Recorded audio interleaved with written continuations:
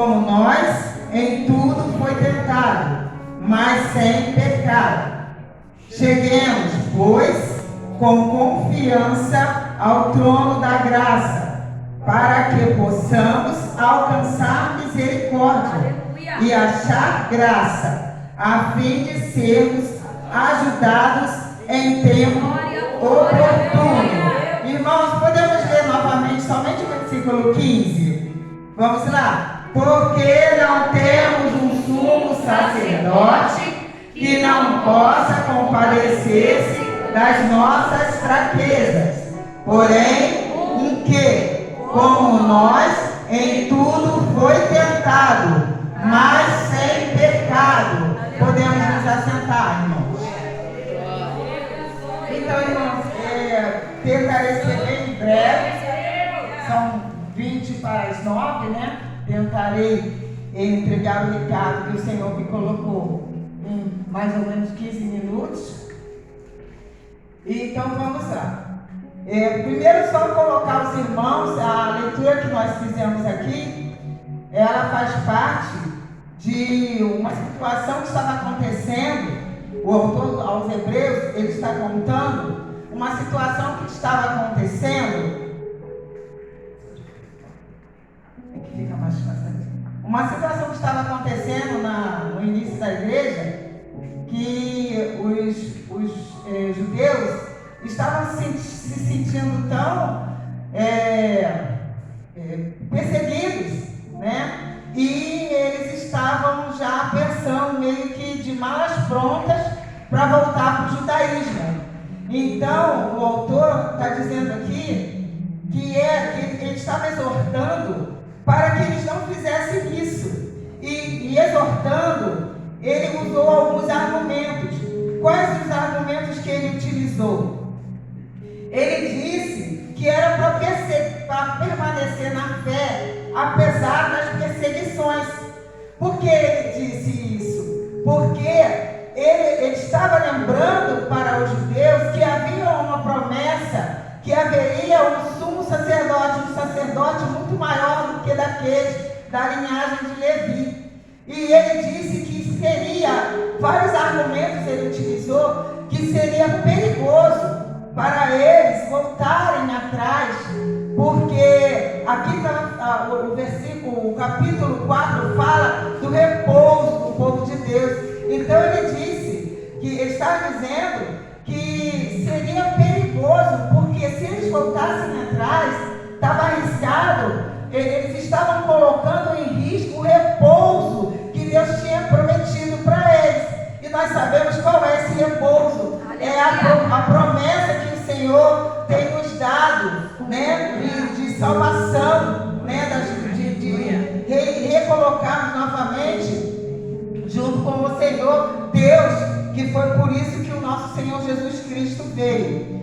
Então, eu quero aqui somente pedir licença aos irmãos para poder falar. Por isso que eu pedi para os irmãos repetirem o versículo 15, que eu quero falar a respeito das nossas orações e a reação do Senhor, para a gente analisar, porque hoje é um culto de, como é que é o nome? Eu esqueci, irmãos. Causa impossível.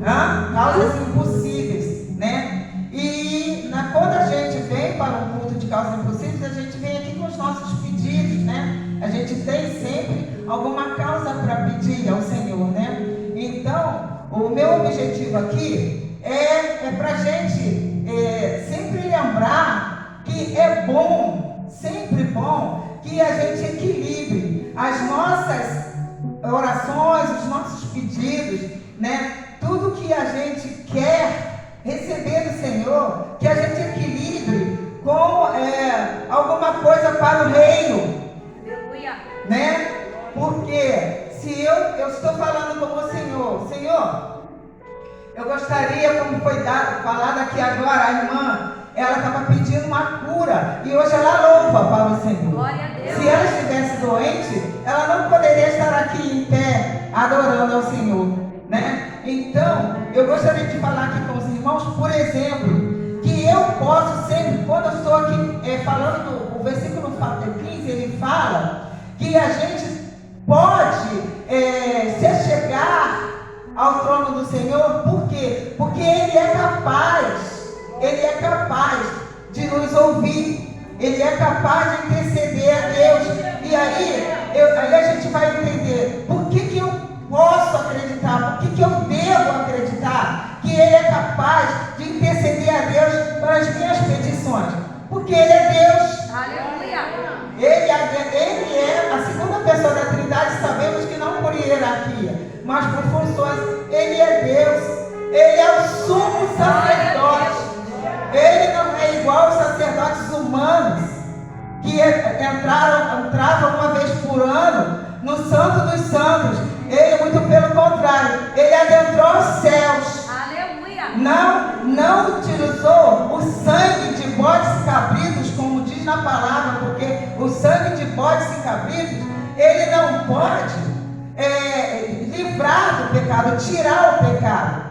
Então, a gente pode acreditar que o Senhor Jesus, Ele pode interceder por nós a Deus. Porque se Ele adentrou aos céus, Ele está lado a lado com o Senhor Jesus. E Ele é o nosso intercessor. Ele é o nosso mediador. Aleluia. Irmãos, quando a gente... Vou beber um gole d'água aqui, só chave. Glória ao Deus. Aleluia. Glória. Toda honra a Deus. Maravilhoso. Aleluia. Irmãos, o Senhor Jesus nos ama. Sabemos disso. Principalmente, nós podemos acreditar que Ele é capaz de nos entregar o que nós estamos pedindo, porque Ele nos ama. Aleluia. Nós temos várias, inúmeras situações que nós poderíamos enumerar aqui do amor que Ele tem por nós. Porém, o que eu gostaria aqui de focar, quando eu disse que a gente tem que colocar as nossas petições de acordo com o crescimento do reino, porque nós devemos sempre pensar num legado, né? Que legado que eu vou deixar quando Deus me abençoar com esta situação? O que eu vou fazer? Né? Citei aqui da irmã, né? E as pessoas que têm seus filhos, eles estão pedindo orações para deixar um legado para os seus filhos. Ou até, eu por exemplo não tenho filho, mas eu vou deixar legado para quem me conhece, para a minha parentela. Porque, irmãos, a gente vê que pessoas que não respeitam a Deus, não aceitam ao Senhor Jesus como nós aceitamos, eles deixaram legados.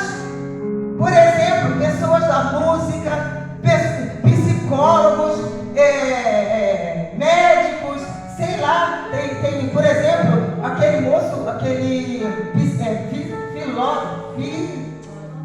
é que é o nome? Nietzsche, como é que é o nome dele, que ele é? Eu sei que ele falou que Deus não existe, né? E está ali até hoje, lembrando dele, escrevendo as bobagens que ele falou, né? Por exemplo, a gente pode falar do Augusto Conte, diz que tudo que só existe se puder ser provado cientificamente, né? E Elvis Presley. Então, nós cristãos, nós temos que pedir a Deus, dentro das nossas necessidades, para que Ele nos abençoe e que nós deixemos um legado. Quem não lembra de José? Né? Quem não lembra, por exemplo, de Daniel? Daniel serviu a 4 reinos pagãos e Deus o usou e ele deixa um legado. Até hoje a gente lembra dele. Quem não lembra de Estevão, que foi o primeiro mártir da igreja? Então são muitos.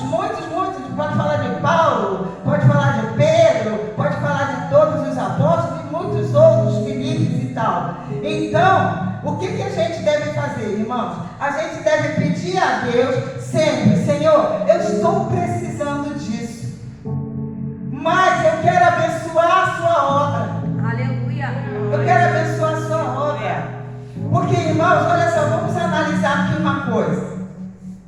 Vocês lembram de Zacarias, não lembram? Zacarias e a Isabel, que eram já avançados em idade e não tinham filhos, né? E eles oravam. Provavelmente já não tinham mais esperança. Mas o Senhor o abençoou. Depois de 400 anos de silêncio, o anjo chegou a Zacarias e falou: Zacarias, a sua oração foi ouvida. Mas a oração de Zacarias foi ouvida. E quem é que veio ser o filho de Isabel e Zacarias, irmãos? João Batista. Aleluia. E quem foi João Batista? O precursor de quem? Do Messias. A oração de Zacarias veio e estava equilibrada com a vontade do Senhor. Aleluia. Não é isso? E ele nem sabia. Um outro exemplo que eu coloquei aqui, por exemplo, Neemias. Neemias nasceu no cativeiro, em Babilônia. Ele nasceu lá, mas ele ficou ressentido quando ele soube que a cidade dos pais dele, que Neemias não nasceu em Jerusalém. Como eu disse, ele nasceu na Babilônia. Mas ele orou ao Senhor: Senhor, eu quero encontrar graça diante do rei, para que eu possa ir lá restaurar os muros. Deus maravilhoso. E a oração de Neemias veio de um encontro ao coração do Senhor, porque o Senhor queria que aquele povo de Babilônia entendesse quem era ele, porque eles já estavam meio perdidos ali. Então ele queria restaurar a fé naquele povo que nasceu em Babilônia, que ficou todo, o pessoal, vocês sabem, que foram 70 anos de cativeiro em Babilônia. E ali teve muitas pessoas que nasceram e morreram sem conhecer Jerusalém. Então a oração de Neemias queria restaurar o muro, mas Deus queria colocar no coração daquelas pessoas que nasceram em cativeiro, que ele ainda tinha um pacto com o povo de Israel. A oração de Neemias veio de encontro com a vontade do Senhor. E eu posso falar também aqui de Ana. Ana tinha um problema, ela não podia gerar. E ainda tinha um outro problema, que tinha uma mulher lá, que era a esposa do marido dela, Eucana, né, irmãos? Eucana. E ela perseguia ela. Então ela tinha vergonha do contexto da época, que a mulher que não gerasse era relegada. Então ela queria muito um filho para provar para aquela mulher que ela podia gerar, para tirar a vergonha. E mais uma coisa, vocês lembram que a palavra diz: Ana ia ano após ano a Siló com o marido para fazer o quê? Os sacrifícios de costume. Ela ia para onde? Para o templo. Quem ela encontrava lá? Ela encontrava Elias e os filhos deles. E os filhos eram, a palavra diz que eles eram filhos de Belial. Então, Ana olhou ali e falou: está precisando de alguém que cuide desse templo. Senhor, se o Senhor me der um filho varão, eu vou devolver para o Senhor, para cuidar das suas coisas. E Deus a abençoou. Então, meus irmãos, não é errado a gente pedir as coisas para a gente. Não é, porque Deus é poderoso, Ele é misericordioso. Ele diz aqui na palavra: acheguemos-nos com confiança, com ousadia. Porque antes a gente não tinha isso, não podia, porque tinha lá um véu. Mas agora a gente pode se achegar, porque a gente se achega, porque tem um lá que é milhares e milhares e milhares de vezes maior do que aquele sacerdote que só podia atravessar o véu. Este, o nosso sumo sacerdote, Jesus Cristo, esse atravessou, ele chegou até o céu e está à direita do Pai intercedendo. Cheguemos com confiança ao trono da graça, peçamos com vertente para abençoar a obra do Senhor. Tem um salmo aqui que eu escrevi que diz em Salmo 71. Olha só, Salmo 71, 17 e 18. Tu me tens ensinado, ó Deus, desde a minha mocidade, e até agora tenho anunciado as tuas maravilhas. Não me desampares, pois, ó Deus, até a minha velhice e as canse, até que eu tenha declarado à presente geração a tua força e às gerações vindouras o teu poder. Que possamos sempre fazer esta oração ao nosso Senhor Jesus Cristo. Eu agradeço muito a minha oportunidade, em nome de Jesus Cristo. Louvado seja o nome de Jesus.